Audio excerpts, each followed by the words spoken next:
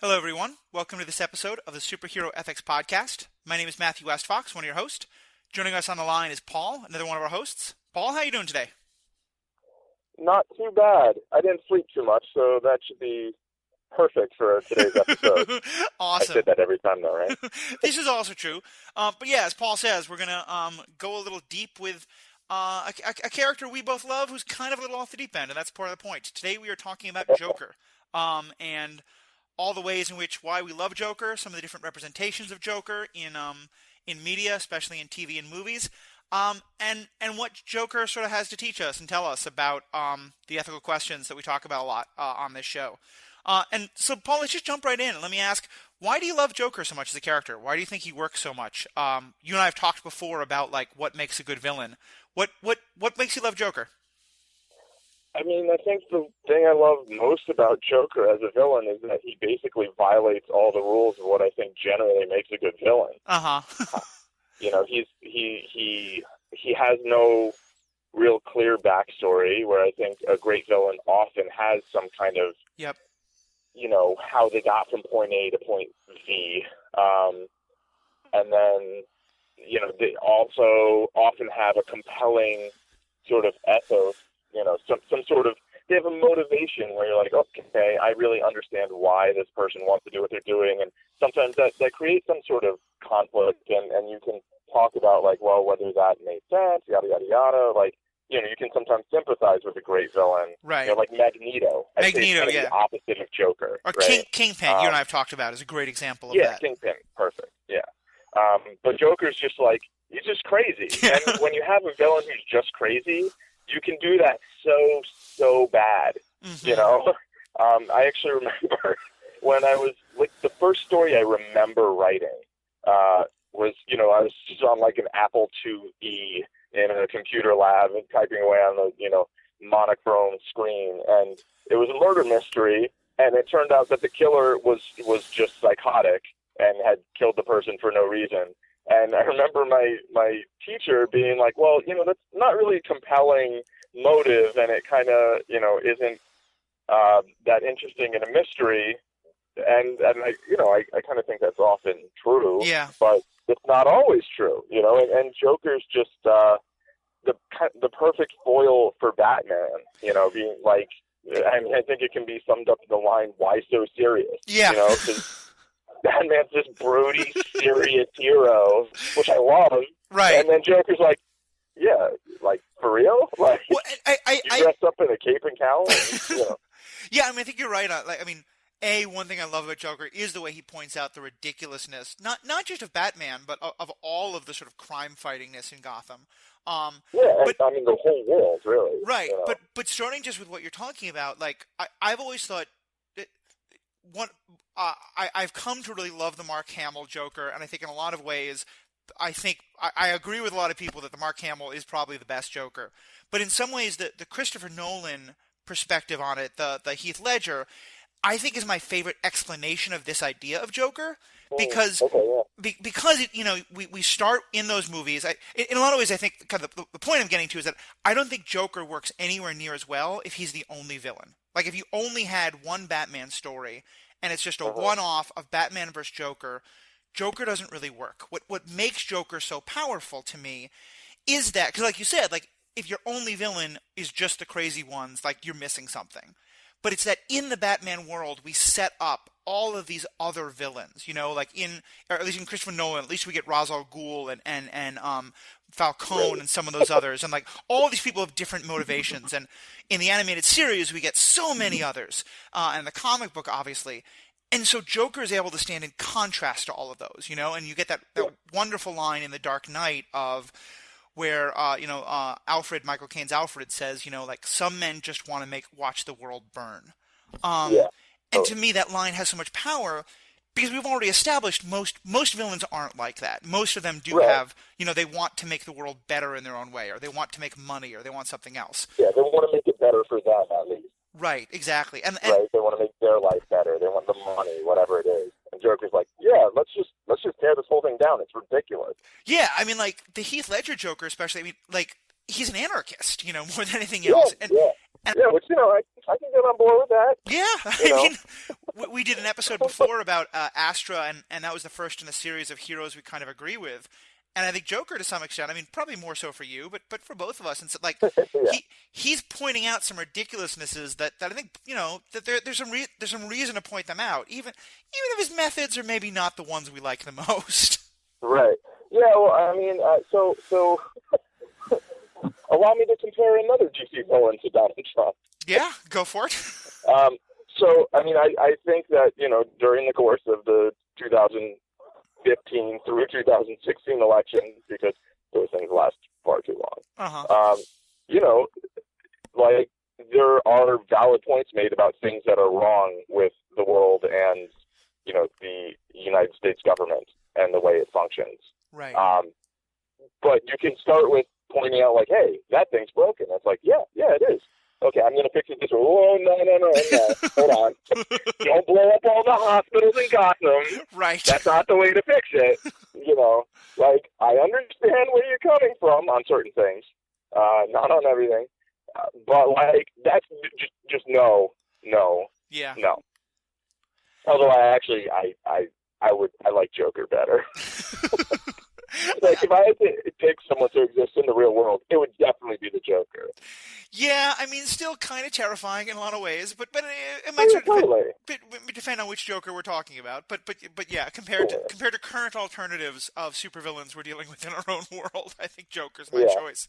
But yeah, so let's talk a little bit more about that idea of the kind of the mirror that Joker holds up. Like what you were talking about how Joker sort of points out the ridiculousness of Batman. Like go deeper there. What do you think is happening? Like why is that?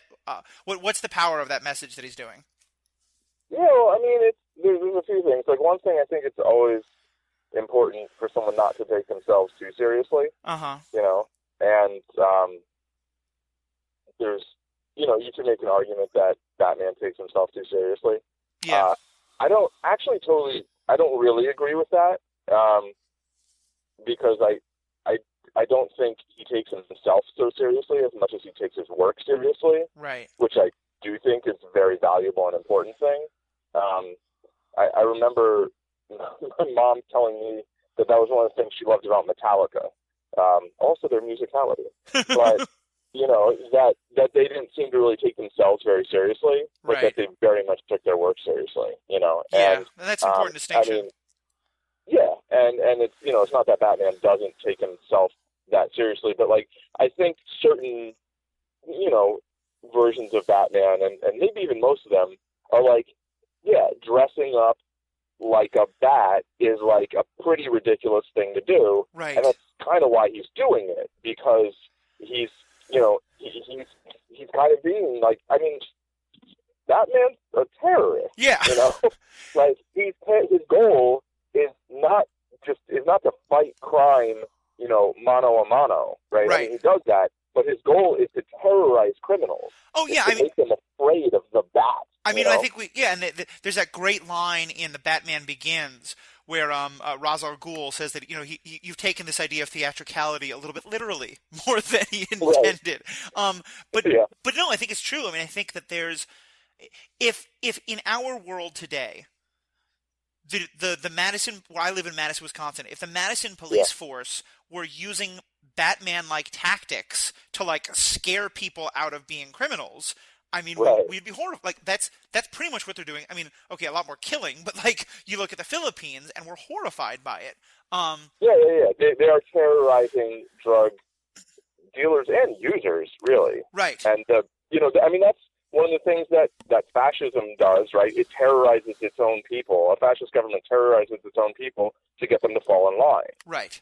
And neither you nor I is the first person to say that so there's kind of fascist tendencies that Batman has, and like that there's an extent to which this is where I think we had the great conversation about V for Vendetta and him being the sort of like the he's doing what has to be done, but he doesn't want that to have to be done, and that's kind of what I've always known as Batman. But I think that's why the Joker's role of really forcing Batman to question that and forcing everyone around him to question that, I think becomes so interesting. Yeah, and in The Dark Knight, as the anarchist Joker, right? I mean, that's really played up. the Joker is very much like V as well, right? Yeah. In that V is blowing up government buildings, and trying to get the people to, revolt and overthrow, and I mean, the established order, and that's the same thing that actually Ra's al Ghul is doing in the first, right, in Batman Begins. And then it's also kind of what Bane is doing, except really I think he just wants to blow up the city. Oh yeah, spoiler alert for like every Batman thing ever. Pretty much, yeah. But so Joker in the second one is trying to show that people, are. I mean, he's trying to show that people suck, basically. Right. Which, if I were to have a criticism of The Dark Knight in terms of like a moment where I was like, yeah, is it the moment on the boat where they seem to prove Joker wrong?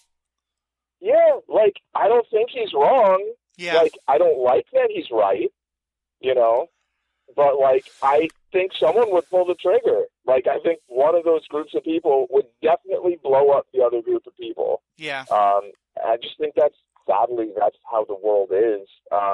And it's nice watching a movie and it's like, oh, people aren't like that, and obviously not everybody's like that, but I think if you roll the dice enough times, you're going to get some people to blow up some other people because, that happens all the time. I mean, and it's one of those things where you kind of like, if that were a lot of other movies, I think I'd be much more critical of that moment. I think in that moment, I'm sort of okay with them saying, because in a lot of other movies, I'd be like, you know what? Why can't you be afraid of having some darkness in the movie? Why can't you be afraid of like something bad? Dark Knight, I'm sort of willing for them to go, okay, you know what? Someone might have sort of said to Christopher Nolan, like, look, we've had every other thing in this movie go horribly wrong. Can we have one moment where people don't suck? Yeah. I mean, and then also to add to that, like, the Joker also is right. I mean, the character who's held up as being the most good, pure, whatever, Gotham's White Knight, like, he becomes Two-Face. Like, Joker turns him into Two-Face. Yeah. Successfully. Because to me, that's the, like, I think I've said this before on this podcast, but to me, I think Dark Knight is maybe my favorite superhero movie, and certainly my favorite of the Batman stories, more than anything because of the triangle they set up of Jim Gordon, Harvey Dent, and Batman. Like, the three of them all trying to figure out ways to fight crime in this imperfect world, and it's so difficult. And the Joker is kind of like throwing a bomb into the middle of it and being like, we're going to screw with all of it. And the way Harvey Dent becomes Two-Face in that is just, it's so well done. And you're right, it's completely, it's the Joker being shown that he's right. That even someone as pure as Harvey Dent can be broken.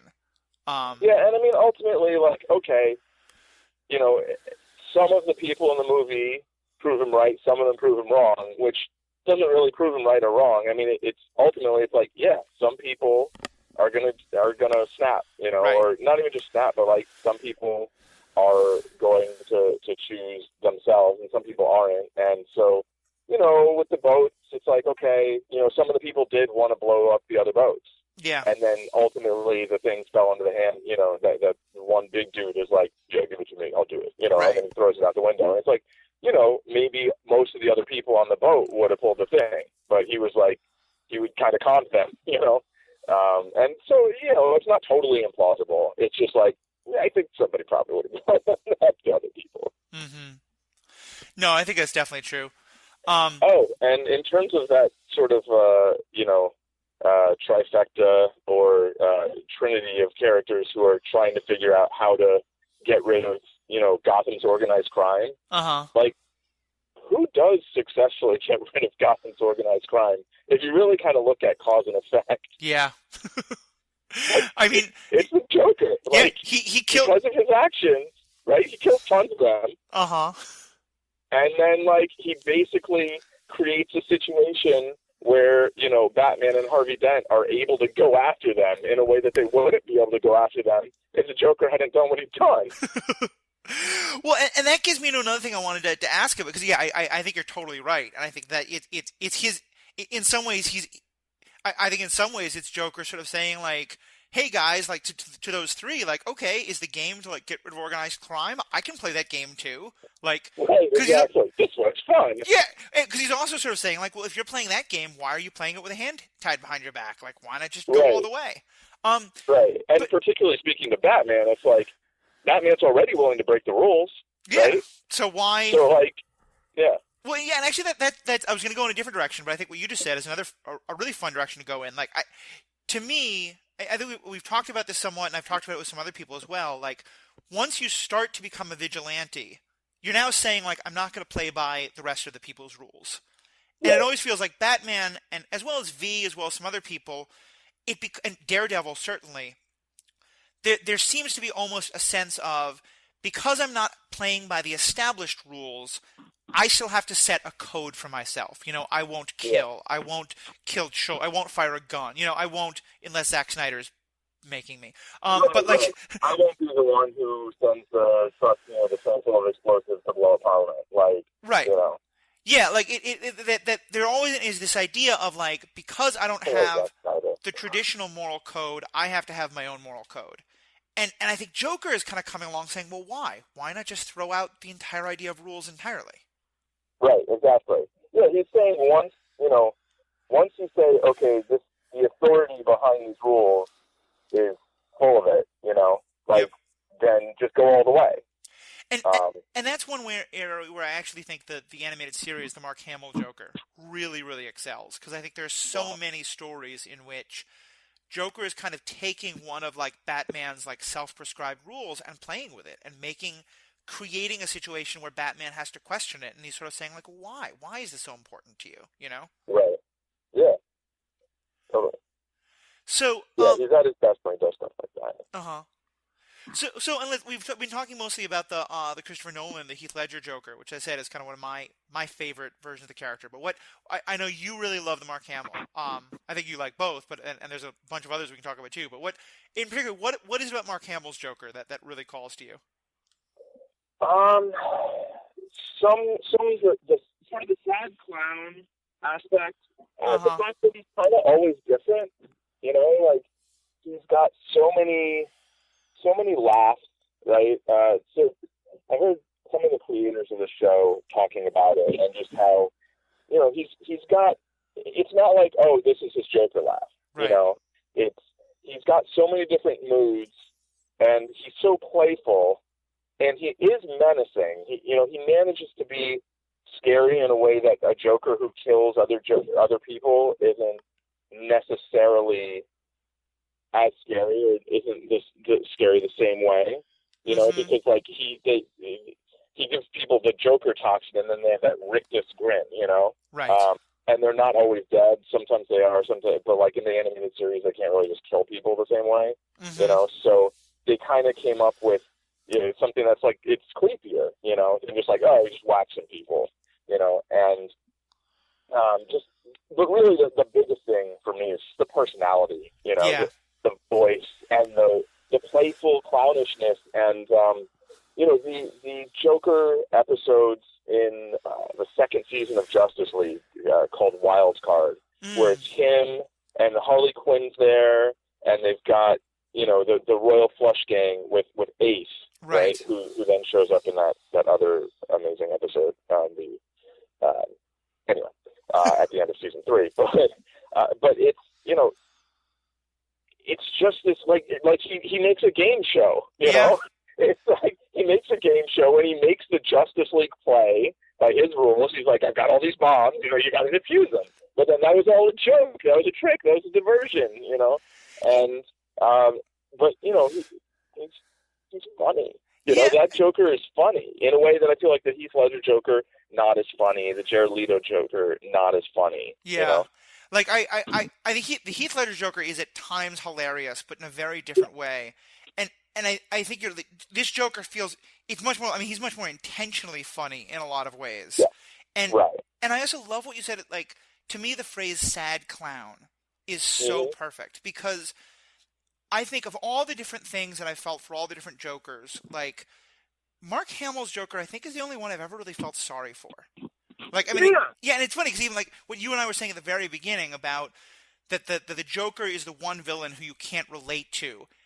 I can't really relate to his criminality, but I can relate to him. Like, there are times when, like, basically what Joker feels like is the guy who, like, you watch a whole bunch of other people having this kind of social interaction, and you really want to be a part of it, but you don't quite understand the subtleties of it, and so you try to join the group conversation, and you wind up not. You think you're playing along with the joke, but you suddenly say something that actually makes everyone else uncomfortable, and you're like, what did I do? I thought I was doing what you all were doing. Mm. And I kind of feel that way about Mark Hamill's Joker sometimes, like he's like, oh, Batman, you get to play with fun toys. Okay, I get to play with fun toys. Wait, what's wrong?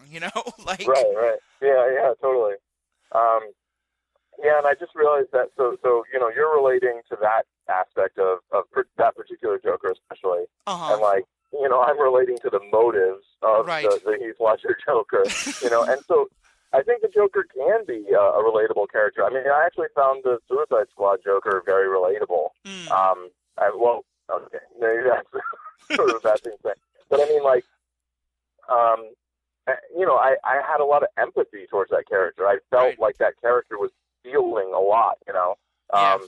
and I think the Joker is a character who you can sometimes relate to in ways that you don't necessarily expect to, Yeah. and without sort of playing by the rules of, it doesn't feel like they're trying to play, the kind of all the same tropes, and it's just a character that breaks the rules and makes it work. Right. Well, yeah, and I will say I hated the Jared Leto Joker. I'm definitely one of those that like thought that was not the best. But I can see how someone could relate to him. And I definitely think we're both onto something here about it's not the Joker is an everyman figure, because that would make the world a really terrifying place. yeah, let's not live in that world. But he's almost an everyman in every id man character. Like, Mm. I kind of think Right. in some ways, like, all of us, I mean, unless we really want to claim we're absolutely perfect, like, we do have those moments where, like, oh my God, I'm at the DMV and this is so frustrating. I just want to blow it all up. I mean, like, you're just like, Right.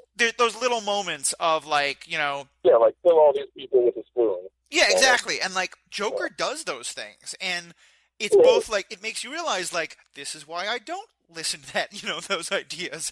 But Right. but there's something interesting in seeing, like, what, because I feel like what we're saying, like, more than anything, you were saying, like, to you, the tagline of Joker is why so serious.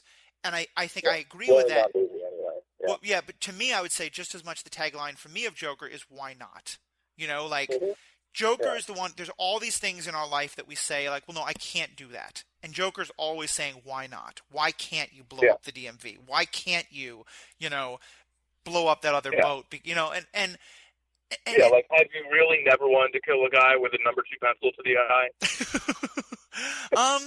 Yeah, when I was filling out those little boxes in SATs and Right? stuff like that. Taking one of those Scantron tests, like, come on. Well, like, there's a reason we don't, but, like, it is, there is a very, like, he is a lot of people's worst impulses, Right. But, like, was kind of without the malice, just like, hey, this would be fun. Right. Well, and that's I think one of the most interesting things is that you're right. There's no malice there. I mean, Joker seems like in a lot of ways we've talked before about how bad vengeance is as a character motivation. Right. I don't think Joker. Well, the Jack Nicklaus Joker. There's a little bit of Jack Nicholson Joker. There may be I don't think there's any Jokers in golf. But the Jack the Jack Nicholson Joker. There's a vengeance element, and I love his Joker, but I think it's one of the most outliers of all of them. But other than him, I don't think vengeance is ever a part of Joker. He never, even with Batman, like, he's angry when he foils his plans, but he's almost like, well played. I can't wait to do that again. Right. Oh, you got me this time. Wait till the sequel. Yeah, like, does Joker ever have really, like, vengeance or malice towards people outside of Jack Nicholson? Not that springs to mind. Yeah. I don't. I can't really. Nothing really occurs to me. Like, somebody might wrong him and he might kill them, but it doesn't feel like personal. Yeah. It's just like, oh yeah, that's what we do. Hey. Yeah, it's almost like, okay, well, this is how we play the game. Like. Yeah. Yeah, you got caught. I'm gonna have to whack you now. Right. And so often when he's, I mean, it's interesting. I think what you were saying about the him as V for Vendetta. because when we talked about V, we talked about the ethics of what V does to Evie and how, Mm. in a different light, you could see what V does to Evie as torturing her as completely the act of a villain. Yeah, yeah, And that's exactly what Joker. There's a number of times where Joker, I mean, especially in the Killing Joke, but in a lot of other things, yeah, Joker does basically what V does to Evie to Robin or to yeah. Gordon or In the Return of the Joker, yeah, yeah. right? The Batman Beyond, Mhm. Return of the Joker. Yeah, exactly. Yeah, like he's basically trying to like take someone and make them see the world his way by torturing Yeah, them. right, exactly. And if the way he saw the world were awesome and the world were horrible, like maybe we'd be like, yeah, that's a horrible thing to do, but like, all right, if that's what it took to like overthrow this fascist government, fine. Right, And it's like maybe that's kind of what he thinks. It's like, hey, this is how I overthrow this fascist Batman. You right. know, Well, and although like we. although I wonder is because in all those things, what we're sort of saying is like the goals might justify the means, and Right. and Joker is himself is sort of like throwing that out because he's saying there is no means, there is no goal, Right. he just wants Yeah, to I do mean, the. Go ahead. I think he often has goals. They're not necessarily always these big goals. Hmm. But sometimes, sometimes the goal is just like, let's have fun. Oh, that would be cute. But Right. yeah, I think Joker's both saying like the ends don't matter and neither do the means. Like he really is very, I guess, chaotic evil on the D&D scale. Uh huh. Although you could argue that sometimes he's more just chaotic neutral. Yeah, I was gonna say Where he's actually, just pure chaos.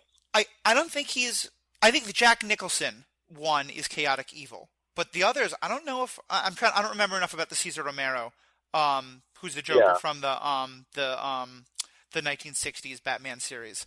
But other than him, I don't. Yeah, I think most of them they're because he's not out for personal gain in that he wants enough money to do his next big plan, but he's not trying to get rich. He's not trying to, he's just doing it because what the hell, why not? Right. Although I mean on the not to get too deep into Dungeons and Dragons, Oh yeah. but the or I guess it was AD&D that introduced the three the Right. 3x3 matrix of alignment. But I think chaotic neutral tends to be more actually people who are operating out of selfishness with total disregard for the law, whereas chaotic evil is more people who do things out of malice, which maybe you could say, yeah, well, the Joker's not really doing it out of malice. He's just crazy and whatever. Oh But yeah. he is Okay. indiscriminately killing people for no personal gain, and that's actually, in that particular, assessment of evil, I think is generally held to be more evil. But, Right. whichever. I brought him up a couple times. I'm curious. What's your take on the Jack Nicholson view of the Joker? Because I think that one is. I think at least I said it's kind of. I think it's kind of an outlier compared to some of the others. Yeah, I loved the Jack Nicholson Joker when I saw it, Yep. and I still watch it and enjoy it. Uh huh. But he's like maybe my fifth favorite Joker now, fourth. Yeah. So yeah. So it's kind of I give that like maybe a 7 or 8 on a scale of 1 to 10, whereas I would have thought that were a 10 years Uh-huh. ago. But I feel like the Heath Ledger Joker just blew that Joker away. Yeah. And yeah, I mean that Joker had such concrete motives that he really doesn't fit my view of the Joker anymore. And he has such a concrete backstory that also doesn't fit my favorite view of the Joker. Mm. And like he's Joe Chill, like Right. so I think Tim Burton really rolled a few different Batman stories into one to make the Batman movie, which I absolutely loved, and it's maybe actually my favorite live-action Batman movie. Yeah. It's certainly up there, but it might be after The Dark Knight. I'd say my two favorite live-action Batman movies are probably the two with the Joker in them, and then it's just, do I rank it by my favorite Joker in them or my favorite Batman? Yeah. I think I'm pretty close there, and in some ways I kind of feel like the Jack Nicholson character is probably one of my top 5 favorite superhero movie villains. But I don't think he's a great Joker. Like, because I think you're right. Right, Like, right, yeah. I think he's hysterically funny. I think he has a very good, like, because to me it feels like someone who has a strong criminal motivation and a strong vengeance motivation, Yeah. and then goes off the deep end, and Yeah. but doesn't lose those motivations. And I think that becomes he's sort of a halfway in between the like having motivations and wanting to watch the world burn. And I think that's a fantastic character, but it doesn't really fit my idea of Joker anymore. Like you're saying, in part, especially because of that stuff, and especially because I think you're right because of the backstory. Like, I think this is true with animated series, but especially with Heath Ledger. I love the fact that he keeps telling people different versions of his backstory. Yeah. Because it really is that idea of like, in some ways, I think it's like just fucking with people, and in some ways, it's saying like, who cares? Because I think he's saying, it's like, does it matter? Yeah, does it matter how I got to where I am? Because I think he's sort of making fun of the fact that all these people keep asking him, and he's kind of like, right. why the hell are you asking me? Who cares? Like, yeah, and one other thing that's interesting about the Jack Nicholson Joker and that Batman movie titled Batman, is that it's not a Batman origin story. Right. It's a Joker origin story. Yeah. It starts off where Batman shows up, but it's not like, here's how he became Batman. It's just like, no, Batman. There he is. That's Batman. Right. Deal with it. And then, the press is talking about him, blah, blah, blah. And then, spoiler alert, he pushes Jack. Right? Yeah, I think he's just called Jack. Yeah. Jack, you are my number one guy. I just remember that line. Yep. But, he pushes him into a vat of acid. He becomes a Joker.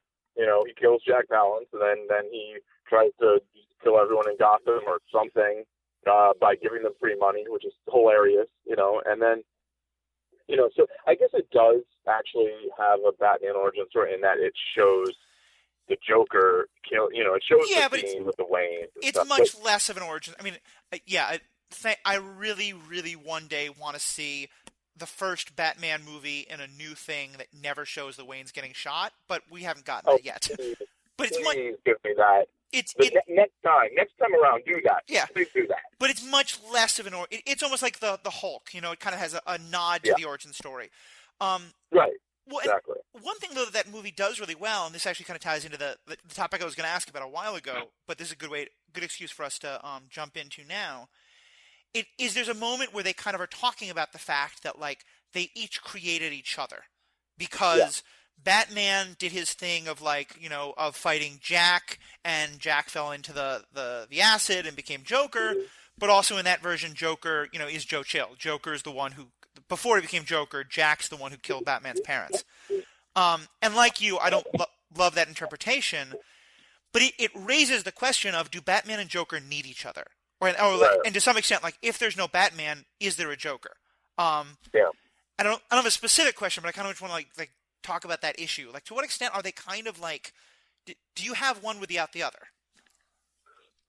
I think you do. And first of all, I just want to say that about that story being an outlier and how it works the Joker and Batman stories in together. I really love that story, and I think it's a great particular story that just doesn't line up with the majority of my Batman Joker stories, Yeah, like if this was just a movie, it's kind of like I've said this before about the movie First Knight, which I think is a really interesting movie about English nobility and things like that. It's just not in any way a King Arthur story. Right. And I kind of feel like this way, like in some ways, like if you just, it is a great Batman movie, but that just for the particular Batman Joker-ness, it's a great story. It's just not the Batman Joker story.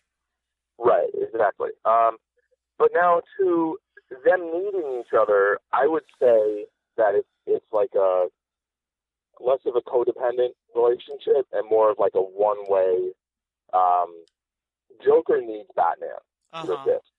Like, if Joker, there's in Mad Love, right, which is I think an amazing story, and I really wish that they'd gone more with that story in Suicide Squad. You mean because it's a story? It's a different version of the Harley Joker story.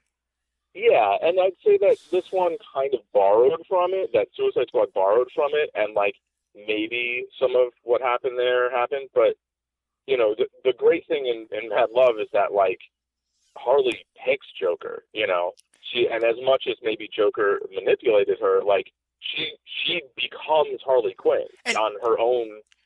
just for context, Mad Love is an episode of the animated series. Mad Love is actually a comic written by the creators of the animated series, who then did the comic they'd written near the end of the animated series. Right. And both the comic and the show, I think, are wonderful. And they really show how messed up the Harley Joker relationship is. But then they also show how messed up the Batman Joker relationship is, and how those two relationships, like, almost like, I mean, Joker obviously is horrible to and for Harley Quinn, largely because he's a psychopath who's, abusive and has no rules and has no, right. He's just a horrible person, really, right? Like, he's the Joker, he's a supervillain, or a villain, whatever. But he's also horrible for her in terms of, like, them having a healthy abusive relationship. I don't really know how to, but like they could have a less emotionally destructive relationship, I think, if the Joker weren't so hung up on Batman. Yeah. No, it's very true. He's obsessed with Batman, and if you haven't watched Mad Love or read it, like, don't do that now. But that the idea that she catches Batman. Like, Joker's like, what are you doing? Yeah. I'm supposed to do that. You can't do that. Well, and not only that it's supposed to be him. I mean, I think there's two things there. One is that, I think there's another episode where Harley specifically says that, like, she's mad that Joker cares more about Batman than her, which is, I think, a truth that we see all the time. But I that Mad Love line, to me, it reminds me of in the Heath Ledger movie where, like, at first, Joker is like trying to get the whole city to catch Batman, and then kind of realizes no, he doesn't want that, and he says that line of like he's sort of like a dog chasing a car, like he doesn't actually want to catch the car, he doesn't know what he'd do with the car if he catches it, like right. And there's another animated episode where somebody allegedly kills Batman, and Joker's like, oh, like he's all sad and like. He doesn't know what to do with himself because, like, that's his toy. That's, like, his thing is to go after Batman and, like, make him crazy and, show him why he's right and stuff like that. But I would say that Batman doesn't need Joker the same way. Batman needs... I mean, as a hero in fiction, I think he absolutely... hugely benefits from the Joker as a villain, right, in his rogues gallery, as the head of his rogues gallery, not in that he leads any of the other villains, but just the height of it. Right. But I think Batman works great as a character with tons of other villains. I mean, Batman has tons of great villains, I think, and can work really well in the Justice League with other villains, against other villains with other heroes. And so I don't think he needs that foil the same way, but I think he greatly benefits from it as a character in fiction. But then also I think as a character, I do think he develops a sort of like, there's a relationship there beyond like, you're just another criminal I'm trying to catch. Right. For sure. But it's not the same as the Joker's real need for Batman to exist. Yeah, pay attention to him. Yeah, I think that part especially makes so much sense to me, and going back. It's like Harley Joker. Say again. It's like Harley Joker, where most of the time Harley really needs Joker in a way Joker doesn't really need Harley. Yeah, I mean, I think there's a total code, and I think that's the to me, I think that because I totally agree with you about the incredible emotional unhealthiness and abusiveness of that. It's a codependent relationship, because Joker. I think it's a good model for Say again? For people to. You don't think that's a good model of relationship for people to? No, good. No? And I'll say that's a part of why I didn't like Suicide Squad, is I think they make that they romanticize that relationship in a way that frankly kind of terrifies me when I see people saying like. I mean, that's what I loved about it so much. But, yeah. I 100% understand concerns that audiences might not take it the right way. Yeah, I mean, it's just like when I see people wearing the T-shirts, it's like I want someone to love me the way Joker loves Harley. I'm like, oh my god, like that's bad. But Yeah, only in the bedroom. I yeah, don't like. yeah, consensually. Right. Yes. Exactly. But because and that's the thing is that I think that's the question of like, does Harley ever consent to that? But going Yeah, back, which I say, like in Mad Love, she does, and in the Suicide Squad, that's vague, and in some other talents, like the video games, she definitely does not. right, exactly. But so because to take it, and I know this is going to be a pretty short episode. We're going to wrap up pretty soon. Well, short for us. Yeah. But Is it though? this is just kind of like a top Are level. we almost done? Yeah, this is just a top level. Like, there's so much more we can go deeper on. But the kind of the one. Well, I think we're almost done, unless you can stay longer. But Oh, the yeah. the thing that to me the one further question of what you just said is, okay, so if Joker needs Batman, and Mhm. does that mean on some level when we're sort of asking ourselves like, should Batman be Batman? Does the fact that being Batman, not that Batman creates Joker by any means, but that like Although he does literally in Batman. right, yeah, but that like if there isn't a Batman, there isn't a Joker, and Right. this is a theme that has kind of come up in a couple of other, like in Civil War. Vision points out, like, there being superheroes invites the challenge of supervillains. Like, this is a theme I think we're seeing in a couple of different things. But if we just focus it on the Batman Joker thing, like, when we're sort of evaluating, like, is Bruce Wayne doing the right thing by becoming Batman? Is it fair to ask, like, is putting the creation of Joker in the negative column? Is that a fair thing to do when we're asking that question of Bruce Wayne? So I definitely think it's a fair question to ask.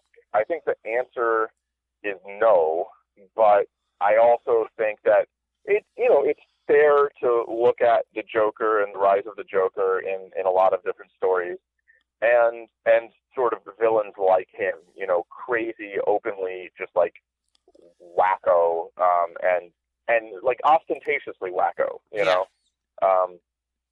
villains, and hold some of that against Batman for sure. I mean, there's some.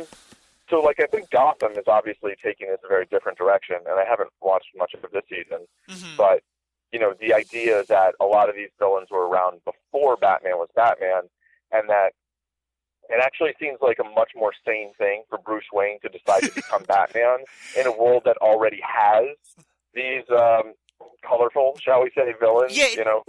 Who dress up and are nuts. And it's funny because I hadn't thought of it this way, but like, yeah, it seems like in the normal versions of the stories, there's a sort of element of like, all right, Batman's doing this crazy thing, and so someone's like, Joker's like, well, if there's a guy running around dressed like a bat, like, why the hell am I not going to do crazy things? But you're right, in Gotham, on some level, you're sort of expecting Bruce Wayne to be like, well, why the hell not put on a bat suit? Everyone else is completely nuts in this city. Well, yeah, there's a scene where Azrael comes in somewhere with this huge black cape. Right. And Bruce Wayne's there, and there's a shot of him being like, Oh, yeah, that's right. I forgot about that. And you can just hear me like, yeah, that looks cool. Yeah. I understand, the theatricality and the tactical value to having, a ridiculous outfit. Right. And it looks kind of badass. So, file that away for future, It's a total flip side of the Nolan where Ra's al Ghul is sort of being like, wow, you've gone kind of off the deep end here, Bruce. Right, it is, exactly. And I mean, I'd say that I don't think the Nolan conceit of Batman sort of causing the presence of these other villains is necessarily like the regular story. I kind of think the default story is just like, yeah, the DC world has a lot of, costumes, heroes, and villains, and we don't necessarily know who came from where when. Whereas, oh, go ahead. Just that there's a couple of movies, that do show those villains showing up after Batman shows up, And then there's like one series that shows it the other way around. Right. I mean, part of this, I think, is just the evolution of the story in that when the comic books were being created, like, originally, like questions of like, isn't this kind of ridiculous that someone's dressing up like a bat? Like, we weren't even talking in those terms, Right. Yeah, it was supposed to be like super out there. I mean, they called him like the weird Batman, like in the early episodes.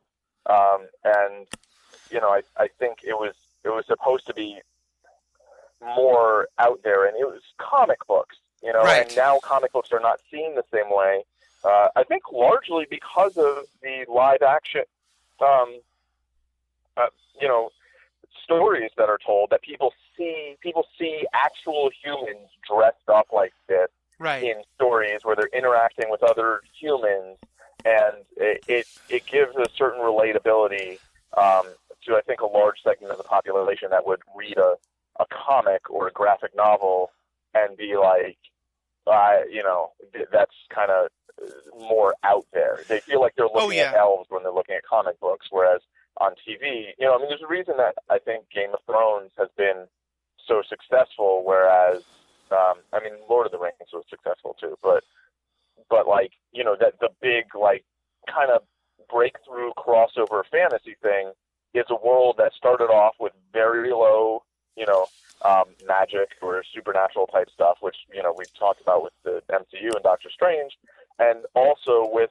all humans. They're just humans, Right. And they're like kind of different looking, but like they're humans.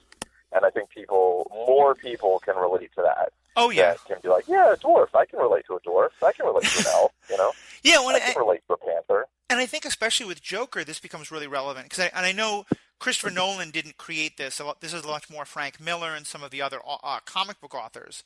But I think kind of like one of the things that the Dark Knight movies really did well, building on that, is that, like, well, let me just back up and say that I think the Christopher Nolan movies I think of as kind of the height of what you're talking about, of really trying to place these as like very realistic stories, even though they're about something that seems so unrealistic. But in the same way, like, I feel like what they do and what probably some of the other early comic books that they were inspired by had done was to sort of say, like, okay, like, so part of this, let's take, like, in a comic book, everything's kind of silly, everything's kind of ridiculous, everything is kind of for kids or big grown-up kids. Like, oh, look, there's a murdering clown. Isn't that kind of funny and ridiculous? Right. And once you say a murdering, homicidal, psychopathic clown, but put that in the real world, now all of a sudden this is one of the most terrifying things you can possibly imagine. Right, exactly. Like, people are already scared of clowns. Yeah, exactly. And I think that's, to me, that's part of what the Heath Ledger thing gets so brilliantly. And I do think that when I went back and watched the animated series, I saw that it was doing as well. It was saying, like, when Heath Ledger, like, the Joker is obviously joking, but when you're not in on the joke, like, when you're not, Right. like, then it's flat out just one of the most terrifying things you can possibly come. Yeah, when you're the guy who might catch a pencil in the eye, like, it's not so funny. To be sure. So yeah, like, I know we're a little after 1. This is about when you said you had to go. Any other kind of last things? We're definitely going to get back to this topic because Joker's one we can talk about a lot. But is there any other kind of last questions or you wanted to raise or stuff that like a last little segment you wanted to talk about with Joker? No, I mean, I think why don't we rank our favorite Jokers? Sure. In order or something like that. I think for me it's you go first. For me, it's tough. A couple of years ago, I would have said Heath Ledger, hands down. Now, Mark Hamill is up there. I think in terms of like sheer entertainment value, Mark Hamill might be just about ahead of Heath Ledger. But in terms of like raising I mean, like, this is the ethics podcast. It's not just the entertainment podcast. And right. And in terms of like raising those questions that I love so much, as well as just scaring the ever-living shit out of me, it's Heath Ledger. Like, I think Heath Ledger is number 1. Mark Hamill is a close second. I think further down, Jack Nicholson is number 3 for me. I do really... There's like a gap there, right? Yeah, there's definitely a gap. And I think part of that, again, if we're purely on entertainment value, he's higher. It's that I think he doesn't capture as much of the, like, being the Jokerness that I love. He'd be number 3, but he is, I would say, ahead of... I forget the name of the actor, but the show The Batman, which Right. has is interesting because it's a little bit of a less serious Bruce Wayne Batman because he's Yeah. younger. Yeah. But in And that, almost like a more serious Joker in some way. yeah, I don't know. it's Joker's Yeah. more of a crime lord, and I forget the actor, but it's the I think it's sometimes called the Rasta Joker because it's Joker with Yeah. That's. dreadlocks. Yeah. Um, Yeah. I'd say he's maybe Yeah. Joker with dreads, which is yeah, like, okay, and why not? it's a great portrayal of it. I really like it. Yeah. Yeah. But I think it's probably a little bit behind Jack Nicholson's. Um, and how much of that is because, like you, Jack Nicholson's is the first one I saw. I was maybe like 8 or 9, no, I guess 11 years old, and I just thought it was amazing. Um, Yeah. and then I think probably then is the Cesar Romero from Oh yeah. Yeah. the Batman TV show in the '60s, who I'll admit I have very little memory of. I think in the campy world of that show, he was perfectly campy. Totally. But he hasn't really stuck out for me. And I think he was probably pretty good, but he hasn't really stuck out for me as that. And then last And is I think he was also very funny and like, you know, yeah, like I think like out there. He was like, I'm a clown, I'm a Joker, but I kill people. and I think he definitely had that like sort of like he was going to point out the ridiculous. Like in some ways, I feel like the one thing I remember about him is like, you know, that's the TV show that more than any that and James Bond is what really gave us the sort of cliche of monologuing. You know, because every episode, someone Right. ties up Batman and Robin and then tells them their evil plan. And I feel Yeah. like that the Joker And there at ruin least that crap, which then of course they get out of. right. The Joker there at least I feel like he kind of would point out how ridiculous what he was doing was, which I appreciated. And then at the bottom is the Heath Ledger, and I just part of it is I do think I'm sorry, not the bottom, Jared Leto, Yeah, yeah. and I think there it's in part I really just don't like the portrayal of him and Harley, but also I think in part because I felt like he wasn't necessary to the movie. And maybe it's in part because it's not a Batman movie at all. And to me, Right. Yeah. Joker I think of as so much the other side of the Batman coin. And maybe it's also because I feel like Suicide Squad is raising these really here's maybe what it went better for me is that the Suicide Squad I feel like it's not a great movie, although I like a lot of it. But like it does, as we've talked about on the show, raise some really interesting questions about like being a villain and what does it mean to like like be a villain for yourself or a villain for a larger goal, and like is Amanda Waller the real villain or are they the real villains? Like those are some great questions. But the Joker isn't there to like screw with any of that. He's just he's just there to screw up people's plans. Right. Well, he's basically just like, give me my Harley back. Yeah, exactly. It's like his motivation. And so I feel like I just didn't like his portrayal, but I also just felt like the character wasn't doing any of the Joker things that I want the Joker to do. Right. So yeah, that's mine. What about what's yours? How do you rank them? Well, so I'm going to give him like numerical scores on a scale of 1 to 10. So tied at around 7 are Rasta Joker and Dash Joker, Mustache Joker. And I'm maybe going to give the nod to Rasta Joker because Cesar Romero didn't shave his mustache to play Joker. He said the white clown paint over it, which is ridiculous, but it's also kind of awesome. Yeah. Ridiculous. I mean, I kind of love that, and I feel like that's the like. Yeah. If the guy who was Joker had a mustache, he'd be like, "Why the hell would I shave a mustache? Just have a clown makeup over it." Exactly.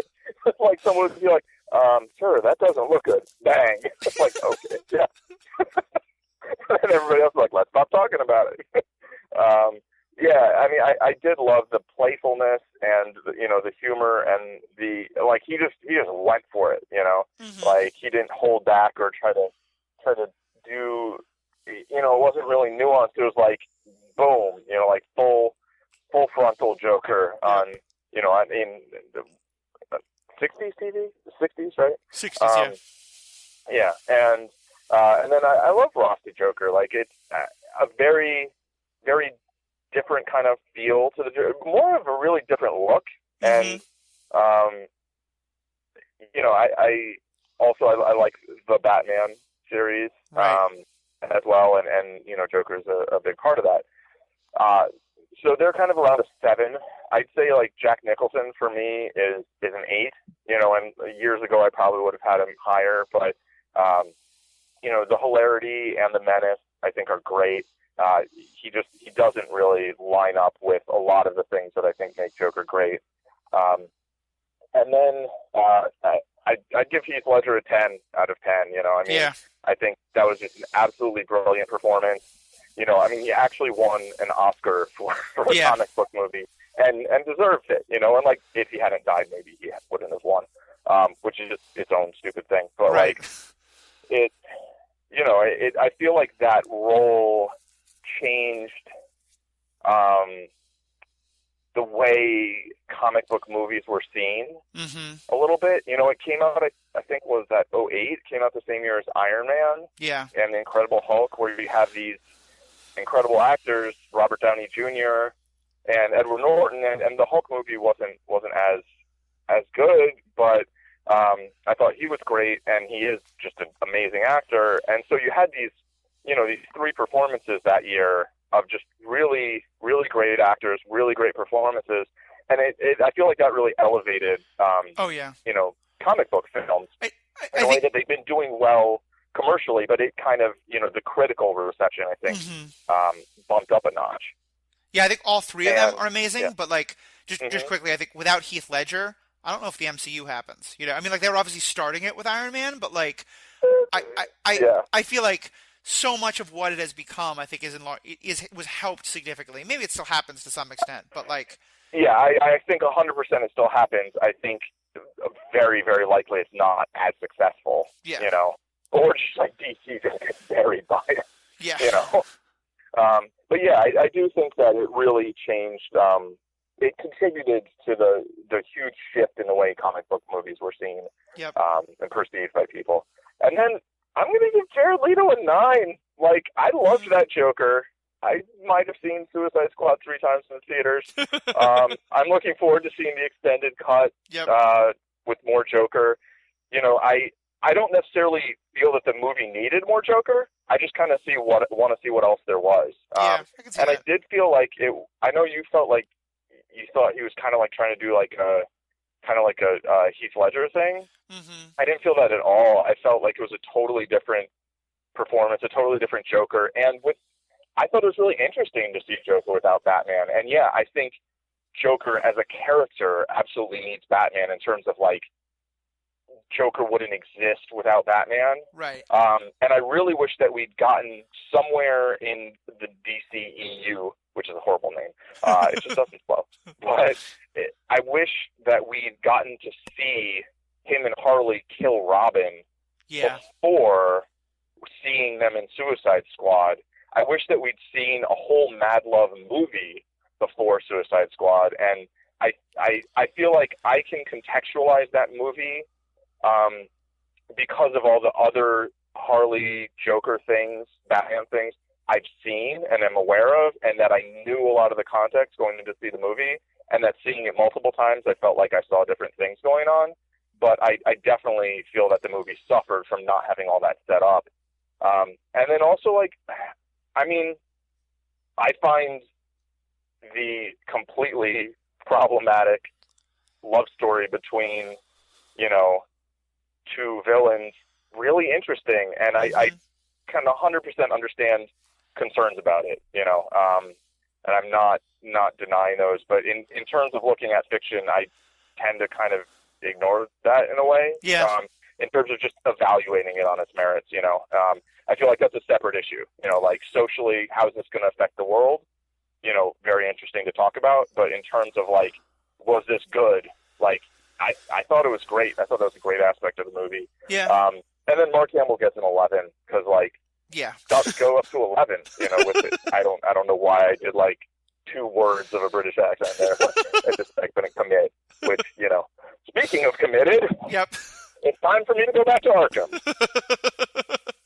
No, I think you're right. I mean, to me, one of the best things I can say about the Mark Hamill Joker is the fact that in Arrow, he has been playing, in the TV show Arrow, what's the name of the character? The Flash. No, I'm like sorry. The Trickster. In the Trickster. And he is so clearly... Granted, the Trickster, like, a lot of things in the Flash and Arrow universes are a little bit like knockoffs of things from the Batman world to begin with. But like, you think? A little bit? Yeah, but in the character of Trickster, he's so clearly playing a parody of his own portrayal of Joker. Right. And it's so meta and so beautiful and so wonderfully done. And yet, even if you didn't know any of that, you would still think it's a wonderful character. Like, it's just, Yeah, totally. so yeah, I mean, there's just, I think Heath He Ledger, also, yeah, go ahead. well, I was going to say, in some ways, I might even say, like, I feel like you and I have been combining two different things, which is the character as played by particular actors, how we rate them, and how we rate the actors. Because I would certainly say, like, oh, sure. I think the way the Heath Ledger character is written and the role he plays in that story is my favorite compared to the stuff they do in the animated series. But if I just had to go, like, best acting performance, like, I would have loved to see what more Heath Ledger could do, but there's just, Mark Hamill's just... Yeah, it's one movie.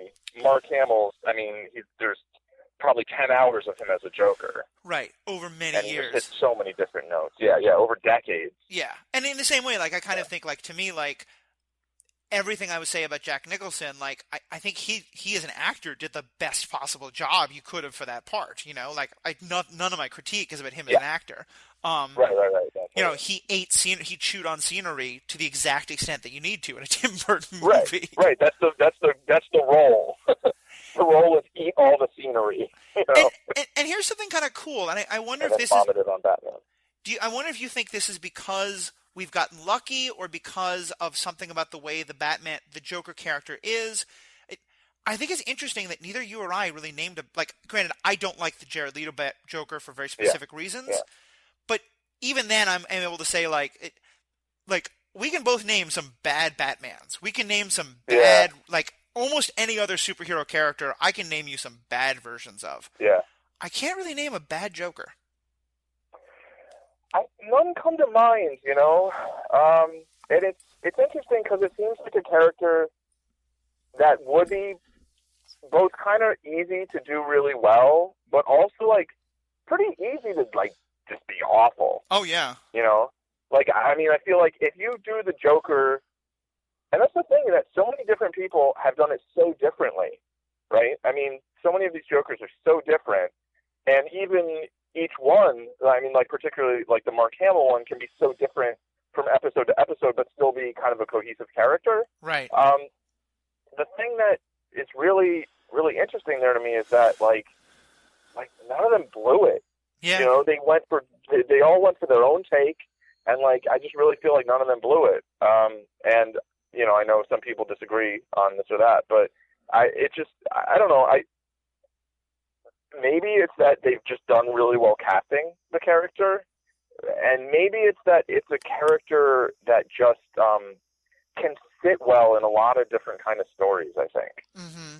You know, like in a serious Batman, I mean, if you put Joker in the Joel Schumacher movies, like, it could have worked, you know? Oh, God. As bad as those movies were, what Joel Schumacher could have done with the ridiculousness of Joker, they might have even needed a Joker. I know. I mean, it might have been better with Joker, and I've always thought Riddler can often play like a poor man's Joker. Yeah. You know, whereas I think Riddler has so much potential. I feel like I've never seen a Riddler that I totally love, except on Gotham. The Gotham Joker. How much? I'm not a fan. Well, I don't think we have a Gotham Joker yet. We have, like, nods to it, fair. But just on the Schumacher thing, how much fun could any of the Jokers we just mentioned? How much fun could they have had with a Batman with nipples on a suit? Oh, like, yeah. That alone. Why so nipply? You know. Especially with Dr. Freeze hanging, or just him mocking Arnold Schwarzenegger's Dr. Freeze. Like, you know? Oh, I see Dr. Freeze is here. Never mind. There we go. All right, Joel Schumacher, give us a call. We've got your next movie for you. All you. right. Kill him, leave him dead. Cool. All right, well, thanks. I'm glad we had some time to talk about this. What's going on with you? Anything people should be reading or writing or talking to you about? Yeah, so I haven't officially started this yet, but I'm just going to commit to it now on the air, live, awesome. But not live because it's recorded previously. Previous to when you're hearing it, but I'm speaking now. I think I'm going to finally start my 1 million words of crap project. Okay. Which is a project wherein I'm going to write 1 million words of crap, and then I'm going to sell it. Although, actually, I think I'm going to sell it before writing it. So Marketing you can 101 is brought to you by Paul Hoppy. Figure out what the hell I'm talking about. It's going to be great, though, trust me. What did you say? I just said Marketing 101 is brought to you by Paul Hoppy. Yes, thank you. Cool. Well, okay. Well, yeah. Throwing out all the rules. I know this is a project you've been talking about for a while, about like being uncensored and just kind of like just starting to write. And I know Paul, there's a lot of great stuff you've written already that folks should be interested in. So I definitely am interested to see where that project goes. So and I have a couple of ideas of at least where a couple hundred of those words could be directed. Sure. So very good, very good. Cool. So let us know about that. For everybody else, Joker, I'm sure, is a topic that people have a lot of thoughts on. Let us know. Tweet at us. Facebook us. You can find both of those just by searching for Superhero Ethics on Facebook or Twitter. You can also find the website at superheroethics.com. You can find the podcast by searching for Superhero Ethics Podcast on either iTunes or Stitcher. Please let your friends know about this and join in the conversation. Tell us what you think about Joker. Who's your favorite Joker? I might even set up a Twitter poll if I can figure out how to do that, or a Facebook poll. Let us know who's your favorite Joker, what Jokers worked, what Jokers didn't. Why do you like Joker so much as a character? Do you not like? I mean, I'm sure there's a Batman fan out there who does not like Joker. No, actually, no, I'm not sure. I'm not sure about I'd love to hear from them and tell them why they're wrong. I mean, not about not loving them, but, I would love to hear from you, and I might not even tell you you're wrong. I am open to hearing what you have to say. Paul will tell you. Well, no, if Paul tells you you're wrong, it means Paul has had to go on Twitter and talk about the show, so everyone wins. Oh, very good. Well played, sir. Well played. We have trapped you. So, all right, thanks, everybody. Thanks, Paul. Thanks to everybody for listening, and we'll talk to you more soon. Paul, I'm waiting for you to do some kind of evil Joker laugh. I thought you were going to do one. I don't know. Come on. I don't know, man. Okay. Well, at least we have our outro.